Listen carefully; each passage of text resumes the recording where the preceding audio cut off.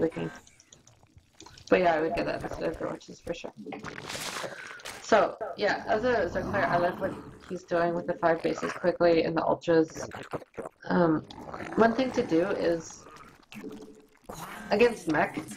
Against bio, they'll be constantly attacking you, so they know what you're doing. And against mech, they'll usually use a scan on your main base, like right around here, or your natural, just to check out what your unit composition is. Because a lot of the time, they won't have anything on the map, so they don't know what the Zerg is doing. And they'll make a scan. So, just because of that, what you want to think about is making your tech buildings in a position where they won't get scanned. So in this case, I would like to make my ultless cabin and nice fire like up here or something. Like up. Sorry, Shinobu. I mean, like up above your main ramp, just up there, where if he scans a natural or your main, you won't see it. So in that case, unless he catches an ultralisk, like an egg finishing right when he scans, he won't know you're going ultralisks, and you could be about to attack him before he has any idea. And that just makes the attack so much stronger. Because especially with mech, if they have time to react, it becomes a lot harder. I mean, a lot easier to do them.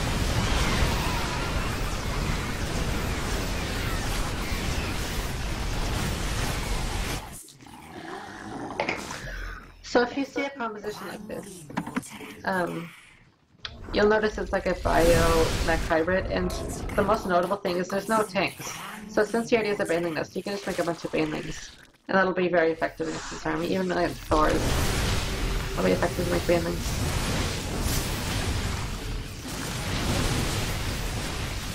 Rip.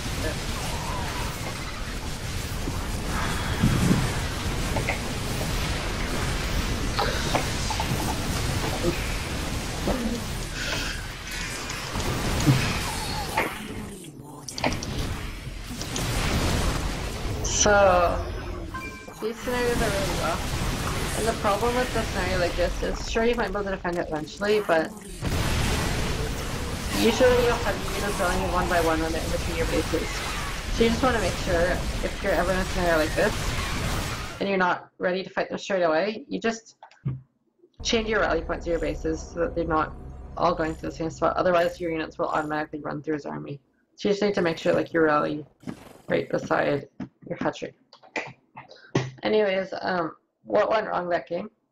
First, the Hellbat attack. He didn't know it was coming in time. His banelings were kind of late, and he only had 1 queen at the front, so he couldn't, or 2 queens at the front, and didn't bring the other one, so he couldn't defend that. And he was still fine. He was still fine there. User joined your channel. The Roach Run was kind of unnecessary. As he was going mutas into ultras, you don't really need roaches, especially because there's no roach upgrades, so there's no real point. But mutas into ultras, that's very vulnerable in my opinion. He was very greedy. Yeah, you can be.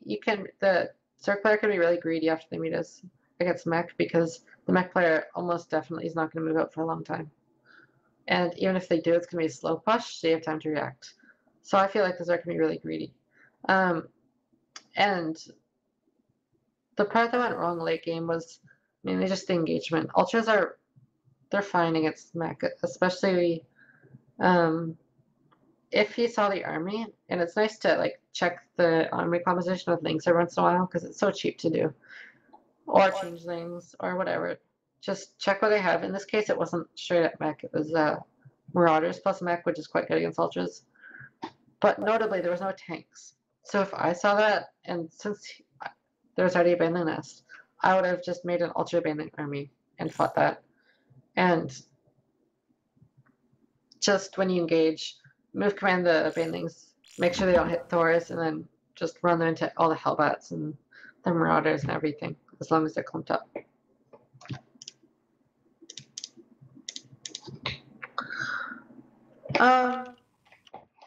You don't need Bane speed right away, because it's not like you're fighting bio where they can just split back.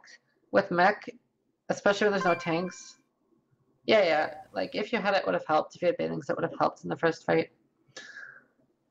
But it's not like a necessity to preemptively get it, just because they can't really split back a mech army against Banes in the same way that bio army can split back. I think the main problem with your engaging was you just ran in at a bad angle with your ultras against his army. You weren't maxed, I don't think, and you didn't know what he had. When he has a bunch of Marauders and Thors like that, just ultras straight up, they're gonna die. Like, no matter what you do with your engagement with those armies, even if you fought in a good spot, you'd have lost that fight. So you just didn't. You need to identify what they have and make sure your army is effective against that. Because it looked like almost the Terran player kind of blind countered Ultralisks. And because of that, yeah. In that position, I would have just assumed it was regular mech until I saw the Marauders as well. So it's nice to just either with changelings or by harassing with the mutas or sending in zerglings. You kind of want to know what their army composition is. It's more important against mech than bio, because bio there's very few variations. Like it's bio and then they have Hellbats or they Widowmines or they have Hellbats and Widowmines. Eventually they get Thors. But with mech, there's a lot of different builds. They could be going mass Thor, they could be going like very few Thors and lots of tanks and Hellbats. They could be getting quick Ravens. So it's a lot more important against mech to check what they're making, because you want to react to it. In the same way that I was mentioning that to hide the tech buildings from the Terran scans, that's because I also want to react to what you're building. So if you're hiding that, I don't think I saw him scan that game. But if he did, he would have seen your Ultimus Cavern, he would have seen no greater spire. So he would have known what you're doing. And it's nice to just hide that from the Terran as long as you can. And sure, they can always find out, but they would have to burn a lot more scans. And it's cost nothing for the Zerg to just put the tech buildings in a different spot. Anything else about that game? No, we're ready for the next one. It's going to be Faye and JC Block. Okay. Sorry for like how I was talking at the start of that game. It was kind of an awkward scenario where it didn't feel like I was talking to anyone in specific. So I was like mumbling on to myself. No, that's actually what we want. Okay. That's good. Yeah, we're all listening to the advice and taking everything as fast as we can. Okay. But you said a lot of really good things, so I really want to go practice after this. Thanks. It's like my first time doing something like this. I'm kind of nervous that I'm not doing too well, so it's nice to hear that it's not too bad at least. So ZVT... A lot of us are pretty big fans. Okay, yeah, go ahead. No, I was just saying. ZVT Cactus Valley. This map. I don't really like this map, honestly. I don't think anybody should really like this map. Well, it's big, so your first thought is Zerg, like, it's nice, but then at the same time, it's kind of awkward. All the chokes. Your main is really exposed from, like, the top. All the rocks, too, kind of makes the creep very awkward. The rocks. 2-player maps versus 4-player maps? I hate 4-player maps in ZVZ. I'll always veto them first if I can, because I like playing when there's less randomness in the game. I like playing like a reactive style, like a, I don't know, an efficient style. I don't like doing random all-ins as much. So if you're playing on a 4-player map, there's actually chances that you'll just 100% lose to certain builds just based on where you spawn. Like, if you get lucky, you auto-win. If you don't get unlucky, you auto-lose. A lot of the times, if you're playing a 4-player ZVZ map, so I hate that. But in the other matchups, it's kind of nice because first, they can't proxy gate you, they can't proxy rax you as easily, and as I mentioned, I don't like playing against silly cheese, which is effective, but I hate playing against it nonetheless. And it's also, they're usually bigger, and most of the time, it's nice to play on a bigger map as a Zerg. Especially if you can be expanding away from the opponent. Because if you're playing a 2-player map, most of the time you're ending up expanding towards the opponent just because of how the map layout is. Like, you're each on one side and you're taking bases closer to them. So it gets harder and harder. But on a lot of 4-player maps, in a lot of spawn locations, you can end up expanding at like an even distance or even farther away. So say he spawned up in the top right here, then he could be expanding downwards. And that just makes those bases even harder to attack for the Terran player because they're farther away. So that's quite nice. But yeah, I prefer playing 2-player maps in ZVZ for sure because I don't like 10 pull speed and stuff like that.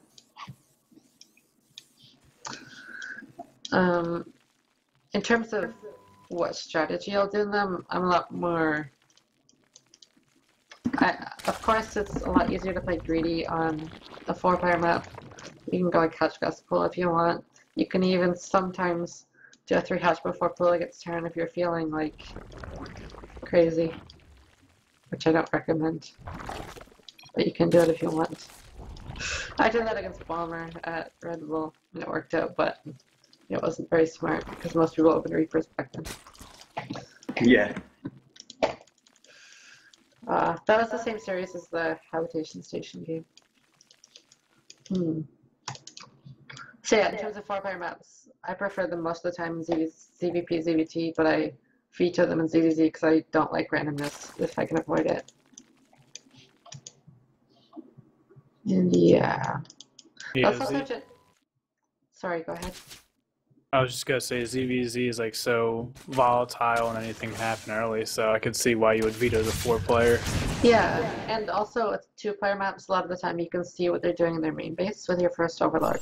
That's only the case if you get them first on a 4-player map, so it's a lot harder. Greedy, greedy, greedy. No bunker. So he sees third command center really quick. This quick, you know it's gasless before then. If it's, I think, yeah, it would be like 30 seconds later if you took gas before this. So when the Zerg sees that, you can either choose to do an all-in if you want, which is not as advisable on a huge map like this, especially when you're cross positions. So yeah, you can take a third really early. You can skip any sort of defense. You can skip making lings because the Terran player won't. The Terran player won't have Hellions. They won't have Banshees in time. So there's really no need to make any sort of defense. You can just make drones, upgrades, third base. In terms of taking off gas, yeah, I don't mind that. Like, it's nice to get, especially when the Terran has no gas. Their upgrades are going to be later generally, their Hellions are going to be later, so you can delay that yourself too for more economy. When do I usually put back on gas? Generally after I take my third base. So it's usually pretty quick. Like, usually, like I'll go a hatch gas pool, opening your hatch pool gas, and I pull one, and I leave like 1 or 2 on gas, and after I get my speed, and then once I take the third, I go back to 3 on gas. But if you take like hatch gas pool, you can take all of them off gas. Mineral just for third, yes, yes. I like getting my third up quickly, if I can. So, usually when you drop the third and you're still on 1 gas, do you usually drop all your gases at once when you get the third saturated, or do you do something else? Well, usually you'll have too many drones before the third is finished, so you kind of add the gases as you get saturated on the minerals on your first 2 bases. And then you take your third gases. You can take them later, like once you're getting ready to go into Midas, but not before then. Like, you want to get, especially against the standard opening, like you'll need more queens to deal with Hellions and everything. Of course, against like a 3 CC, you don't need to do that as much. So he saw the Terran scan, and when the Terran scans, usually that means they're not going to be playing aggressive even more so, because if they're attacking anyways, then they're going to know what you're doing, so they don't need to scan. So it's just a nice little thing, like, they're less likely to attack if they just scanned you, unless they're like scanning for a drop or something. Like if they're just scanning to check your tech, then they're not likely about to attack you.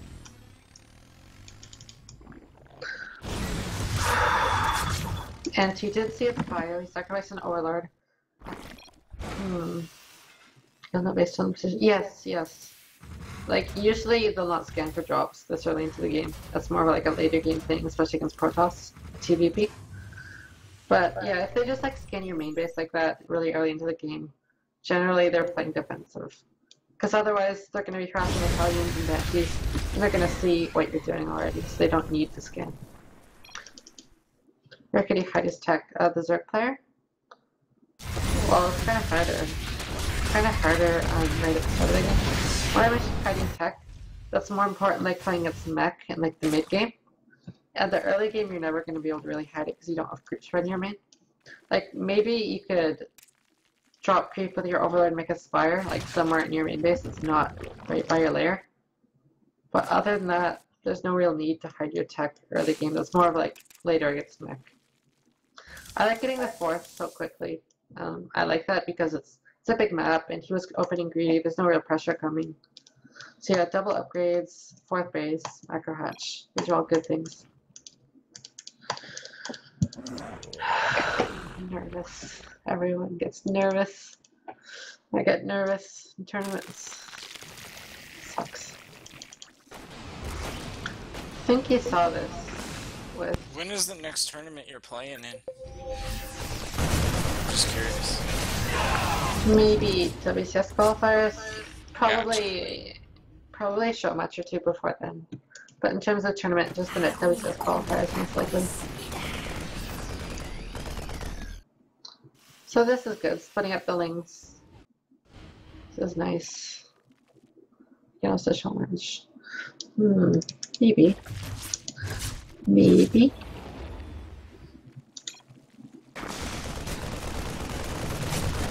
Or some I don't.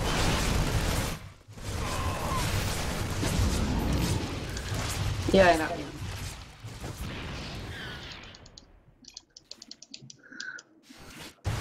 Why would I assume that they're gonna win? That's not very good. So in a scenario like this, you have to decide like a mid-game bio versus needling mainly. You have 2 options. And you'll see this in pro games. You can either stay on needling banding on layer tech. Stay on 2 upgrades and try and do like timing attacks or like a timing attack at 200 supply when 2/2 finishes, and you're gonna try and kill them before, like kill them early. And the second option is you want to play more defensive. Maybe you want to do some banding run bys in the 3rd or whatever. But you want to play mostly defensive and check up the hive, and then try and win once you get ultras and 3/3 and adrenal glands. But you generally want to choose one or the other. If you're teching, you don't attack. And if you're not teching, then of course you want to be aggressive as you can, because otherwise they get 3/3 eventually, and you're in trouble. Ah!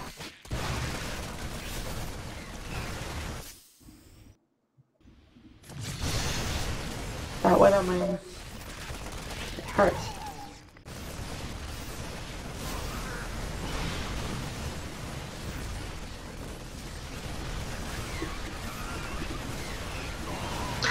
In terms of my fighting scenario like that, I would avoid setting my mutas in until the lane banding comes in, just because I really like keeping all my mutas alive.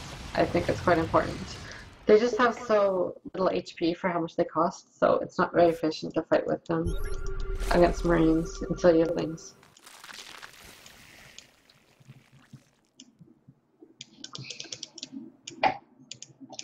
So he's going into Hive and playing defensive. Yeah.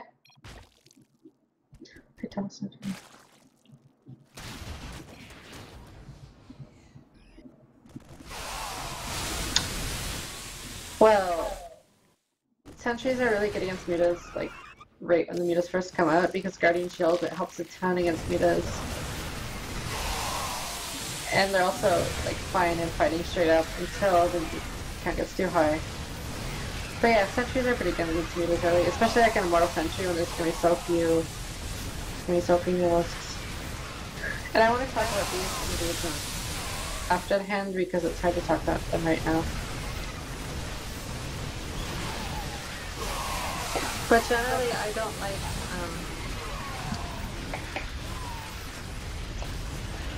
I don't really like sending in groups of link banding like that, for the most part, unless they have a bunch of widow pumped up that you can see, and you can send a few bandings in to kill them. For the most part, it's really inefficient to do that, because a lot of the units you lose in a fight will be your units that die before you close the distance, since your units are melee and their units are range. Drone attack. Drone attack.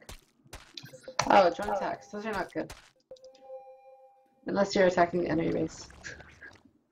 But yeah, I don't really like setting in link banding groups a little bit at a time, because so many of the units will die before you first get beside them. It's just so inefficient. So either, like, if you see three widow mines at least grouped up in a small area, then sure, you can send bandings in to kill them, because getting rid of widow mines makes the fight a lot easier. But other than that, I think it's mostly better to just attack all at once and micro your entire army against the widow mines. So this is quite nice, and I think you should be trying to, don't fight this Terran army. Just make a lot of bandings and play defensive until he pushes away a far into your creep, because you're killing his 4th base within your base. So there's no need to rush into an engagement right now. And as soon as you kill this base, I would take the mutas back, because if you kill that and defend, then you're in a great spot.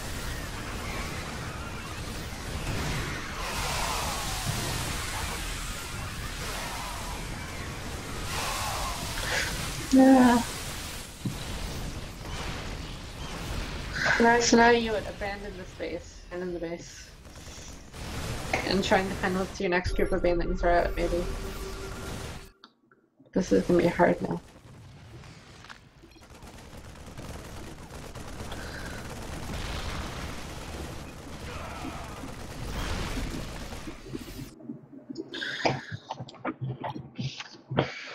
Maybe, yeah.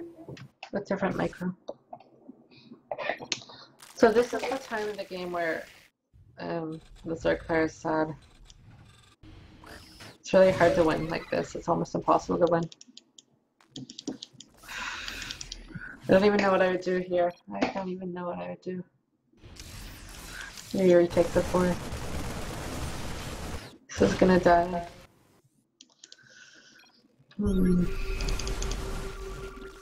Maybe just wait for 3-3 before you fight and try and save these drones somehow.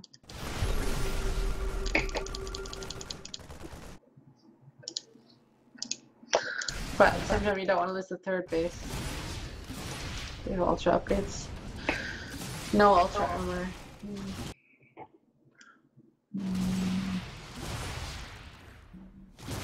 Yeah, so this is going to come down to micro.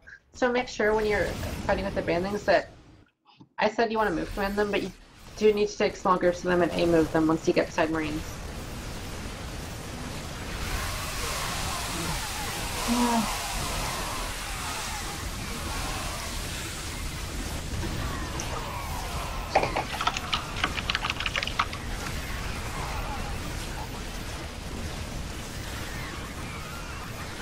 So that didn't go horribly, but didn't go great either.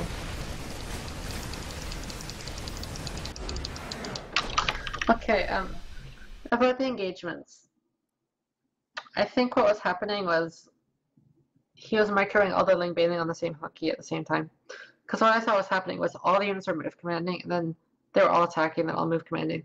And I mentioned you want to do move command and attack, but you need those Zerglings to be on A move pretty much the entire time, other than the Zerglings you want to set off the mines with, because otherwise, most of the time they're not fighting, and they need to be fighting the Marines. What the bandings do is they force the Marines to split. And if the Marines are not split up, first Zerglings cannot fight them. If they are split up, Zerglings can fight them. And then it goes down to if he's sloppy with his micro, you can kill big groups of Marines with the bandings. And if you're sloppy with your micro, then the Widow Mines can kill big groups of your units. So first, the main thing you want to do is you do want to A-move with your Zerglings. If you can't select them during the fight, which can be tough because it's really quick, like you might want to have them on individual hotkeys, like your Zerglings on one hotkey and your banelings on another, because that would make it a lot easier. So I mentioned this earlier, but you want to A move with your Zerglings, move command with your banelings, split up small groups of banelings towards groups of Marines, and then split up Zerglings towards Widow Mines on move command, those Zerglings. But the rest of the Zerglings want to be on A move the entire time. Because what I saw a lot of the time was,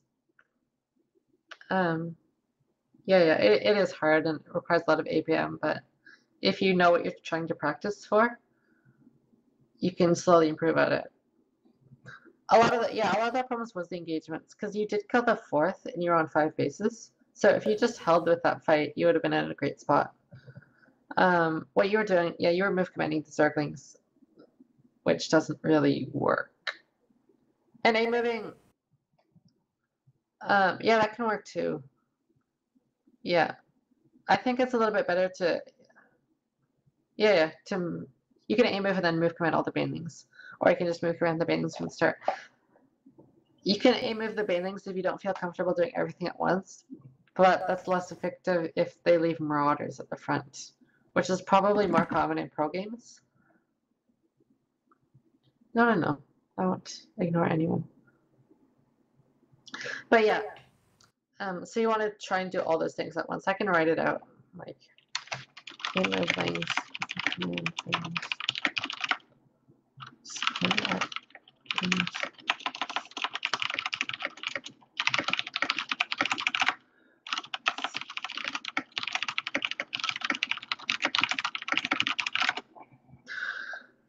Pains and links. I do not have them on a separate hotkey, but what I do is I will aim with them all at once, and then I'll control click my banelings in the little box at the bottom and move command them. And that's probably not that efficient, so I think it would be probably better to have the banelings on a separate hotkey. That would be quicker, at least. I'm just comfortable with my mouse that I can do that quickly. Shinobu. I think that's a good thing to do as well. I just control click just like the other mains, but it's probably less efficient than having a third hotkey. For sure. For sure. For sure. Yes. Do you mind playing versus Shinobu in ZBZ? Okay. Keyboard. I think you should play her too, JC Bot. No.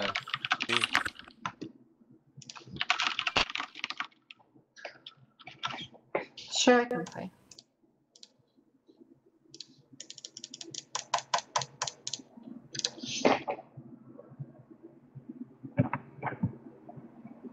So I can talk about for sure. So I can talk about what I'm doing this game. I'll do it as much as I have the spare. Like if I'm not too focused on something, I'll try and talk about what I'm doing. But we need Shinobu out of the channel then.